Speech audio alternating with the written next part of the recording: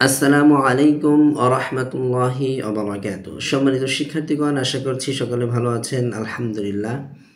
সম্মানিত শিক্ষার্থীগণ, আজকে আমরা লাইভে যে পড়াটা শুনবো বা যে পড়াটা আমরা লাইভে নিব, সেই পড়াটা আমরা এখন দিয়ে দিচ্ছি। সকলে ভালো করে দেখবেন, শুনবেন এবং সেইভাবে ভালো করে প্র্যাকটিস করবেন। আজকে আমরা শিখব হচ্ছে 11 নম্বর মাখরাজ থেকে নিয়ে 17 নম্বর মাখরাজ পর্যন্ত।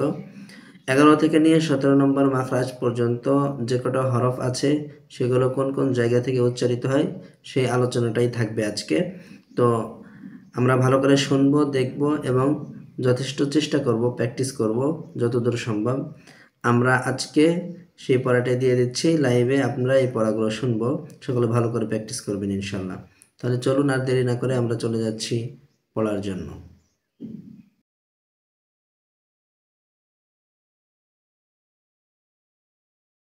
এখন 11 নম্বর মাখরাজ, জিহ্বার আগা সামনের উপরে দুই দাঁতের গোড়ার সাথে লাগিয়ে ত, দাল, তা উচ্চারিত হয়।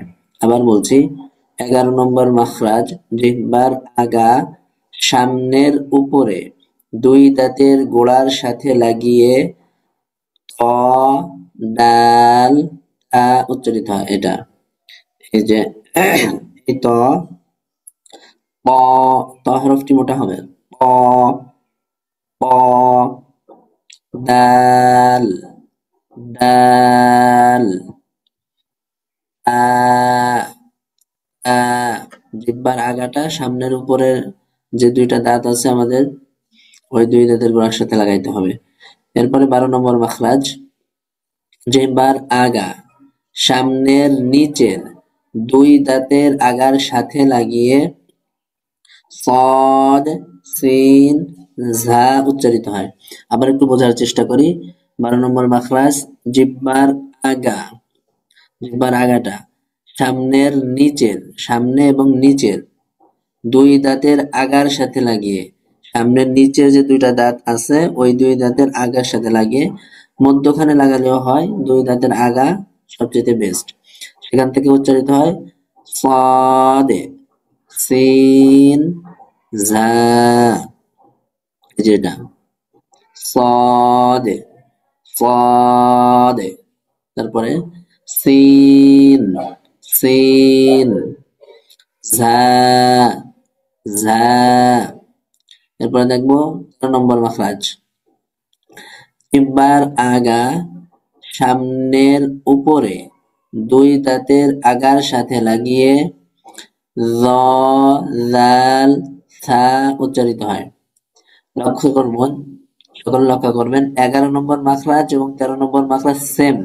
পার্থক্য শুধু হচ্ছে 11 নম্বর মাখরাজে ওই দুইটা দাঁতের গোড়ার সাথে লাগাইতে হয়, আর 13 নম্বর মাখরাজ হচ্ছে সেই দুইটা দাঁতেরই আগার সঙ্গে লাগাইতে হয়, শুধু পার্থক্য এতটুকু। জিহ্বার আগা সামনের এবং উপরের দুই দাঁতের আগার সাথে লাগিয়ে, সামনের উপরে যে দুইটা দাঁত ওই দুই দাঁতের আগার সাথে লাগাইতে হবে জিহ্বার আগাটা। সেখান থেকে উচ্চারিত হয় ল, জাল, সা। ল, এই যেটা ল, ল, তারপর জাল, জাল, সা, সা। আচ্ছা, 14 নম্বর মাখরাজ, নিচের ঠোঁটের পেট, অর্থাৎ নিচের যে ঠোঁট ওই ঠোঁটের মাঝখান সামনের উপরে দুই দাঁতের আগার সাথে লাগিয়ে, অর্থাৎ আমাদের সামনের উপরে যে দুইটা দাঁত ওই দুই দাঁতের আগাটা লাগাইতে হবে কি নিচের ঠোঁটের মাঝখানে। তাই বলছে, নিচের ঠোঁটের পেট সামনের উপরে দুই দাঁতের আগার সাথে লাগিয়ে ফা উচ্চারিত হয়। এই যে এটা ফা, ফা। এই ফাটা উচ্চারিত হবে কি, এই ফাটা উচ্চারিত হবে নিচের ঠোঁটের পেট অর্থাৎ মাঝখানে সামনের উপরে দুই দাঁতের আগা লাগবে। আচ্ছা, এরপরে দেখি 15 নম্বর মাখরাজ। 15 নম্বর মাখরাজ, দুই ঠোঁট হতে, দুই ঠোঁট হতে ওয়াও, মিম, বা উচ্চারিত হয়। 15 নম্বর মাখরাজ থেকে এই ওয়াও, এই মিম, এবং এই বা উচ্চারিত হয়। দুই ঠোঁট, এখানে একটু সিস্টেম আছে, ডিটেলস এখানে নেই। দুই ঠোঁট থেকে এই তিনটা হরফ উচ্চারিত হবে, তবে অ পড়ার সময় মুখটা গোল করতে হবে, যেমন ওয়াও। আমার উচ্চারণটা লক্ষ্য করবেন, ওয়াও। প্রথমে মুখটা গোল গোল থাকবে, তারপরে দুই দিকে একটু ছড়িয়ে যাবে, ওয়া এইভাবে। এরপর হচ্ছে আবার উচ্চারণ শেষ করতে করতে আবার মুখটাকে গোল করে নিয়ে আসতে হবে, ওয়াও। এবারে মিম, মিম হচ্ছে দুই ঠোঁটের শুকনা অংশ থেকে উচ্চারিত করতে হবে, দুই ঠোঁটের শুকনা অংশ একসাথে করতে হবে, যেমন মিম, মিম।